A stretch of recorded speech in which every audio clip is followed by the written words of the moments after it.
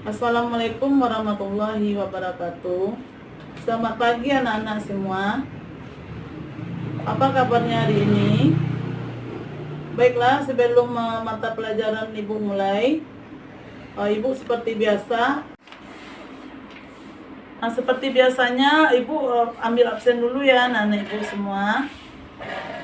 Dengar namanya: Abdul Qadir Rohil, Ahmad Fadilah, Adelia Zahra, Cantika, Febrian Andika, Habibi Ramadan, Muhammad Al-Kafi, Nur Aziza, Raja Alam Sakti, Rafa Al-Fatih. Baiklah anak ibu semua, ternyata anak ibu hadir ya semuanya. Semoga anak ibu dalam keadaan sehat ya. Nah, sebelum kita masuk ke materi kita yang sekarang, ada baiknya Ibu menjelaskan dulu tujuan pembelajaran kita pada pagi hari ini.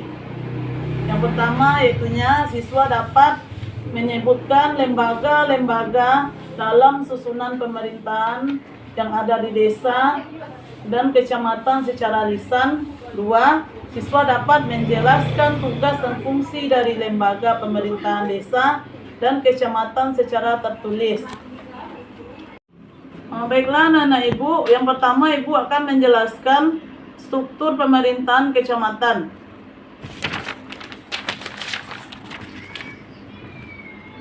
Kecamatan merupakan wilayah administrasi di bawah kabupaten atau kota. Kecamatan dipimpin oleh camat yang diangkat oleh bupati atau wali kota. Baiklah anak-anak ibu, siapa yang tahu nama camat di daerah kita? Ya, betul. Camat di daerah kita adalah perempuan yang bernama Ibu Vero Yuanda Putri. Tugas pokok pemerintahan kecamatan adalah sebagai berikut. Yang pertama, menyelenggarakan pemerintahan di wilayah kecamatan. 2. Membangun dan memelihara sarana dan prasarana umum. Yang ketiga, menyelenggarakan pelayanan sosial pada masyarakat. Dan selanjutnya, membina ketentraman dan ketertiban di wilayah kecamatan. Dan selanjutnya, Ibu akan menjelaskan struktur pemerintahan desa. Sebelum Ibu menjelaskan struktur yang ada pada desa, pada pemerintahan desa, ada baiknya Ibu akan menyebutkan dulu pengertian desa. Yang mana desa adalah wilayah pemukiman di bawah kecamatan yang dipimpin oleh kepala desa. Menurut Undang-Undang Nomor 32 Tahun 2024, pengertian desa adalah kesatuan masyarakat hukum yang memiliki batas-batas wilayah yang berwenang untuk mengatur dan mengurus kepentingan masyarakat setempat berdasarkan asal-usul dan adat istiadat setempat yang diakui dan dihormati dalam sistem pemerintahan. Ada selanjutnya, pemerintahan desa adalah penyelenggaraan urusan desa yang mengatur dan mengurus kepentingan masyarakat berdasarkan aturan setempat yang diakui oleh negara. Baiklah anak-anak ibu semua, tahukah kamu apa itu wilayah desa? Nah, betul. Bentar anak ibu. Wilayah desa adalah cakupan wilayah desa. Baiklah anak-anak ibu semuanya, ibu akan bertanya kepada anak-anak ibu, tahukah kalian apa itu wilayah desa? Coba Abdul Qadir. Ya, pintar Qadir. Wilayah desa adalah cakupan wilayah desa, biasanya terdiri dari beberapa dusun atau kampung. Berapakah dusun yang ada pada nagari atau wilayah desa pada dekat sekolah kita ini? Ya, ada 5. Yang pertama ada ada Desa Olo namanya. Yang kedua Desa Impres. Dan yang ketiga adalah Desa Tampunye. Yang keempat adalah Desa Mesin Gergaji. Dan yang terakhir adalah Desa Kampung Baru. Ya, pintar anak ibu Rukaya. Selanjutnya, ibu akan menjelaskan struktur yang ada pada pemerintahan desa. Yang mana di sini terdiri dari satu, ada kepala desa yang bertugas untuk memimpin desa, menjalankan aturan dan hukum, melayani masyarakat, mengelola dana desa, mengajak warga bergotong royong untuk membersihkan desa dan melaporkan kegiatan desa.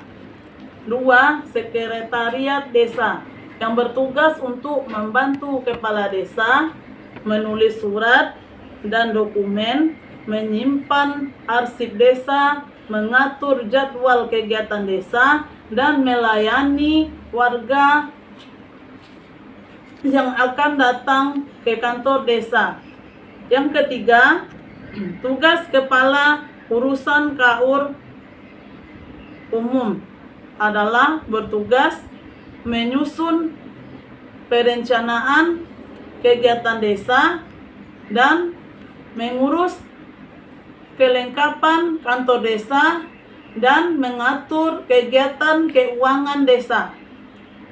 Dan KUR keuangan bertugas untuk mengelola uang desa, mencatat pemasukan, pengeluaran, dan membuat laporan keuangan desa. Dan selanjutnya, KUR tata usaha dan umum bertugas untuk menyimpan dokumen dan arsip desa atau mengurus menyurat atau membantu administrasi desa.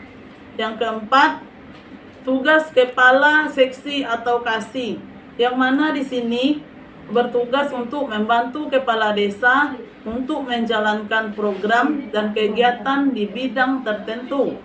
Dan yang terakhir, tugas kepala dusun atau di sini disebut dengan kepala kampung, yaitu bertugas untuk mengamankan nagari atau melaporkan informasi dan mendata penduduk baru serta membantu menyelesaikan masalah warga dan mengajak warga bergotong royong untuk membersihkan desa.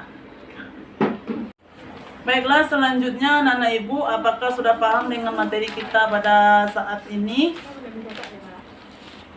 Seperti biasanya, Ibu akan membagi 2 kelompok, yang mana nantinya Ibu akan memilih 5 orang, satu kelompoknya Ibu pilih nantinya menjadi kelompok 1, dan 5 orang lagi Ibu jadikan kelompok 2. Ya, untuk menentukan tugasnya nanti Ibu akan sebutkan. Nah, untuk kelompok 1, Ibu akan memilih yang namanya yang pertama Abdul Qadir, Ahmad Fadila, Adelia Zahra, Cantika, dan Febrian Andika. Yang mana di sini anak Ibu nantinya akan membuat struktur pemerintahan pada kecamatan.